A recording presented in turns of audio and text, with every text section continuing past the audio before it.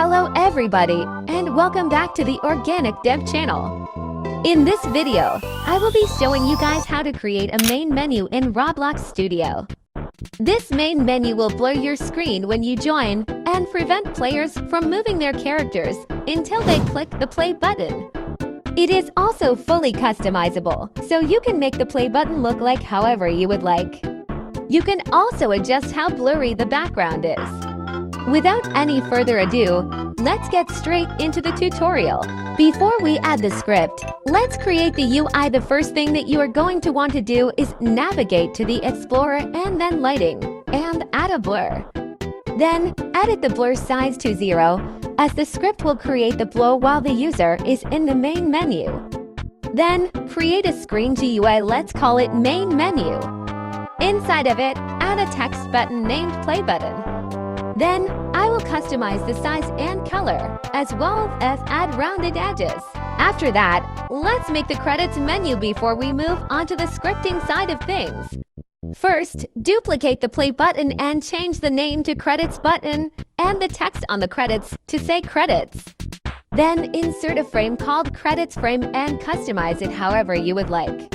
I will show the properties I used on screen so that you can copy mine. Next, create a text box inside the frame and name it Credits Text. Here, add the players who contributed to your game. For this example, I will write User 1 scripting and User 2 building. Finally, add a text button named Close Button. Make the text say the emoji X and make the background transparency 1. Do not forget to scale the text. Now, we can create the script to make the UI work. Insert a local script into the screen GUI. First, we need to write code to help us later make the player stop moving while in the main menu. Then, get the player module, which is Roblox's control system, and get controls, which is what will allow us to turn movement on or off.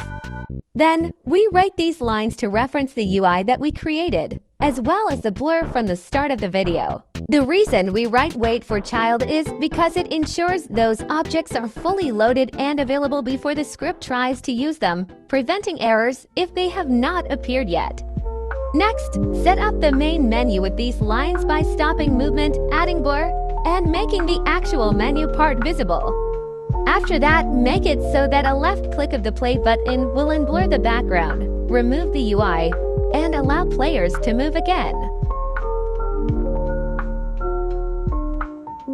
Then, make it so that a left click of the Credits button will open the Credits UI and close the other UI. And finally, make it so that a left click of the Close button will close the Credits UI and open the other UI. Once you have copied all of that down, your main menu should work. Like and subscribe if that helped, and join my Discord server in the pinned comment.